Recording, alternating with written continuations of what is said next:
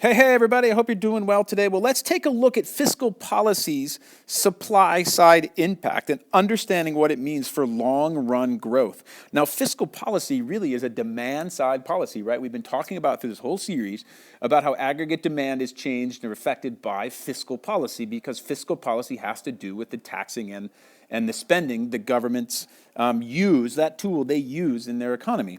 But what about supply side? Does it have any sort of long-term impact on supply side? And of course, the answer is yes.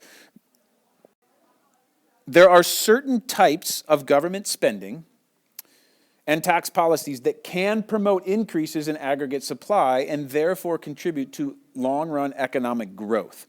And this is taken from Jason Welker's course Companion. He made this box, and I just had to pass it on to you. It's super good.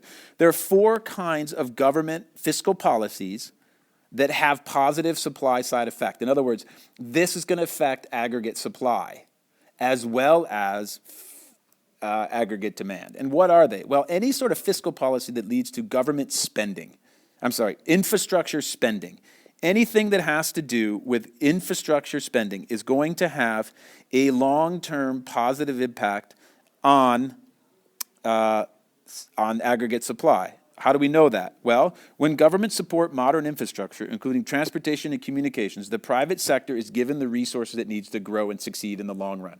So these are like things that are put in place: bridges, ports, airports, infrastructure, nice roads. Then all of a sudden they're in place. And that was a fiscal policy stimulus package that was put together, right? But they have these long-term positive effects on supply so that private companies and government really policies or government programs can be more efficient.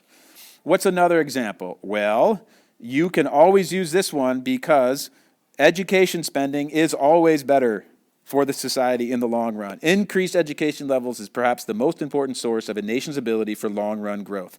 Public schools improve skills in the labor force, on and on and on. The most productive societies are also the most highly educated, and so a fiscal policy that's going to increase spending, let's say, on government schools, is going to have a long-term impact on the supply because their workers are more skilled, and that will mean an increase in the overall long-run aggregate supply curve, the total potential of a country, in other words. That's a nice way of thinking about it.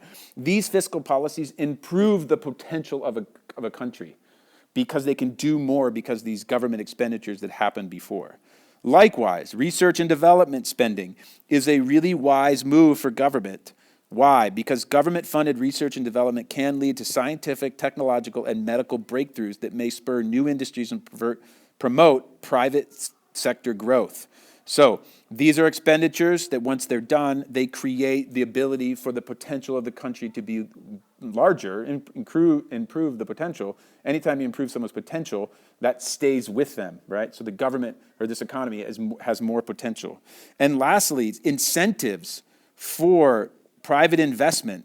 In other words, creating tax policies. Hey, that's fiscal policy, that's right. Creating tax policy that rewards innovation and entrepreneurship will encourage private businesses to invest and thereby help the economy grow. You'll hear governments often giving tax incentives or tax breaks, they call them.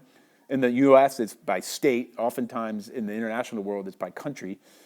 Tax incentive for firms to come down. I know when I was growing up, there was a Honda Motor Company was going to put a plant in either Tennessee or Ohio. I grew up in Ohio. And in the end, they ended up putting the Honda Motor Company ended up building its huge plant to make Honda Accords in Tennessee instead of Ohio. Why? Because they gave them like 20 years of tax. They waived the taxes on. The Tennessee government did not charge Honda any taxes for 20 years, whereas Ohio was only willing to do it for like 5. What did that mean? That means that people in Tennessee, 3,000 more people in Tennessee got jobs than in Ohio because of the tax break. Okay, so anytime there's incentives for private investment, obviously Honda was a foreign direct investment from Japan to the United States to create cars, creating employment. Right, that tax policy is a fiscal policy, but it led to long-term supply-side effect because of the expansion of the private sector in the United States. All right, so these are really cool crossover things. This actually sometimes makes people get really confused about fiscal policy, but in the short run, fiscal policy is demand-side policy. in the long run, these fiscal policies that are for aggregate demand, have a positive impact on supply side as well, on aggregate supply, long run aggregate supply, and the short run aggregate supply for that matter. Okay, so have these in your head. It's super cool, and I hope you thought this video was helpful, and I'm looking forward to talking to you in a bit.